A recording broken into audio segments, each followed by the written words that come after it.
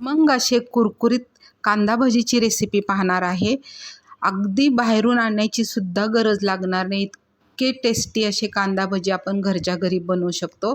त्यासाठी मोठ्या आकाराचे कांदे घेतलेले आहेत। आता या कांद्याचे पुढचा भाग आणि पाठीमागचा भाग चाकूने कट करायचा आणि मधोमध कांद्याला कट देऊन त्याची साल काढून घ्यायची।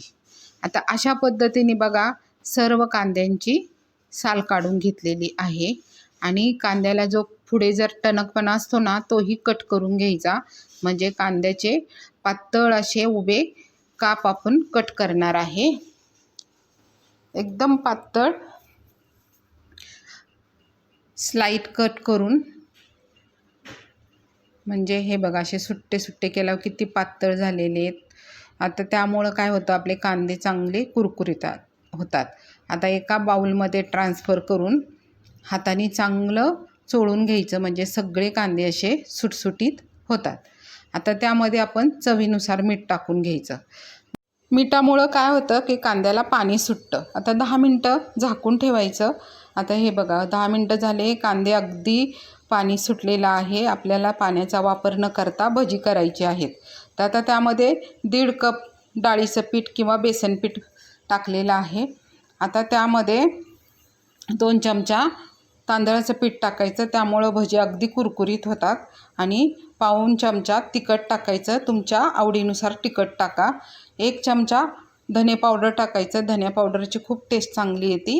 आणि पाव चमचा जिरे पावडर आणि पाव चमचा हळद आणि अर्धा चमचा मी ओवा टाकला आहे, चांगला क्रश करून टाकायचा। आणि यामध्ये बारीक चिरून कोथिंबीर टाकायची, कोथिंबीरीचा फ्लेवर खाऊन भज्याला खूप चांगला येतो। त्यानंतर चांगला हाताने पीठ कांद्याला चोळायचं, आपल्याला तेवढ्या ह्याच्यातच पीठ भिजवून घ्यायचं। गरज लागली तर पाणी 1 चमचा, हे बघा अशा पद्धतीने, आणि त्याच्यावर 10 मिनटं झाकून ठेवायचं। आता 10 मिनटं झाले बघा, पीठ इतकं मऊ पडलेलं आहे। आता तुम्ही जर हा व्हिडिओ पाहत असाल तर एक लाईक करा, सबस्क्राईब करा। गॅसवर मीडियम फ्लेमवर कढई ठेवून त्यामध्ये तेल ओतून घेतलेले आणि तेल तापले की आपण भजी सोडून द्यायची। आता जशी भजी हाताने सुटली जातील तशी सोडून द्यायची, ह्याला गोल आकार नाही। आणि या भज्यांमध्ये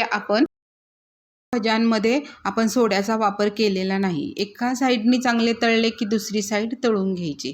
चांगला ब्राऊन कलर यायला लागलेला आहे। भजी अगदी कुरकुरीत आणि टेस्टी होतात, अगदी बाहेरच्या सारखे आपण घरीसुद्धा बनवू शकतो। आता ही तुम्हाला भज्याची रेसिपी कशी वाटली कमेंट करून सांगा। धन्यवाद।